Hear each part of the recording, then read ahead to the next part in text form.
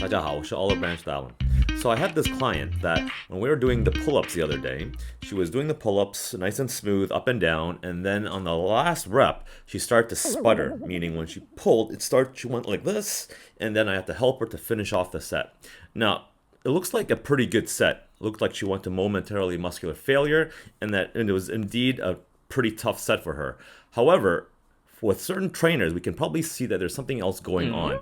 And that is during the sputtering phase, when she started to shake on her way up, that there's probably something more to unpack.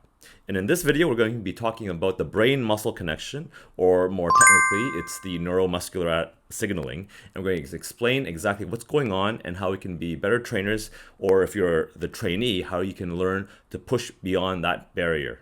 So if you're lifting weights or you're doing body weight training, the goal is to increase muscle mass or get stronger. And so you really want to focus on creating a lot of force from the muscles. And so that's also called motor unit recruitment. You're recruiting more muscle fibers into doing the actual exercise. Now, when you do that, your brain actually sends a signal down to the muscles for it to contract hard. Okay, and when you do that, that's called rate coding. And that's basically the number of signaling that your brain sends to the muscle to fire and to contract. Now, the more you send these signals together, the force will be generated higher. Okay, and so the more you rate it up, or rate coding as it's called, the more force you can generate. So the first and most simple rate coding, the easiest, the lightest amount of force is called a twitch. And that's when you send such a small signal to the muscle to contract that you're not really lifting all that much. And that's just called a twitch. The second phase is when it's called an unfused tetanus. And that's when you send multiple signals to the muscle to work together into producing a more force. And so they look like little bumps in that graph that you can see right here in the corner. And that's basically showing you that you're applying more force, but they come as twitches. And then the last phase is called a fused tetanus. And that's when you can actually send so much signaling to the muscle and quickly that you can produce your maximum amount of force that your muscles can produce.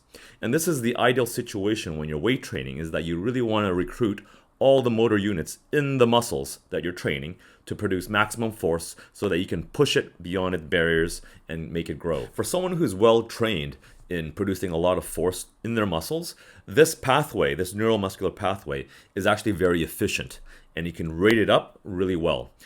For those who are still new to exercise, this pathway might not be so efficient, and so recruiting all these muscle units or motor units won't be as efficient. And so this is actually a very interesting point, because as a trainer, or even as a trainee, if you can understand a little bit of this physiology about how your brain and your muscle work together to produce work that can then eventually make you stronger, is an important point, because then you won't be so bogged down by insecurities, or you might feel intimidated that you can't lift it, you're not strong enough to lift it, and then you kind of give up prematurely. Instead, understanding a bit about this allows you to push past it, push beyond your comfort zone, and actually force your body to grow. So back to the story with my client, is that perhaps she did reach momentary muscular failure. You don't know for sure, since I haven't hooked up her brain into a machine for me to monitor.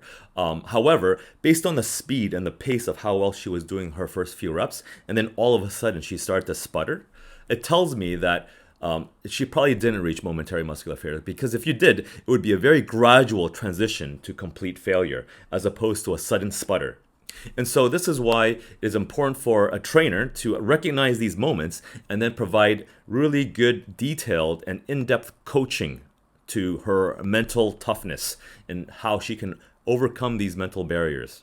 So instead of momentary muscular failure, it seemed like it was more likely a case of unfused tetanus. In other words, she didn't reach her true force production potential in her muscles. This can actually be trained as well and developed, as it does start from the brain. This is the main motor cortical unit in your brain that sends the signal to the muscle. This pathway can be increased and enhanced as you can continue to train at a high enough intensity. So as I said, this will come with training. With regular, consistent training, you can improve your motor cortical pathway to your muscles.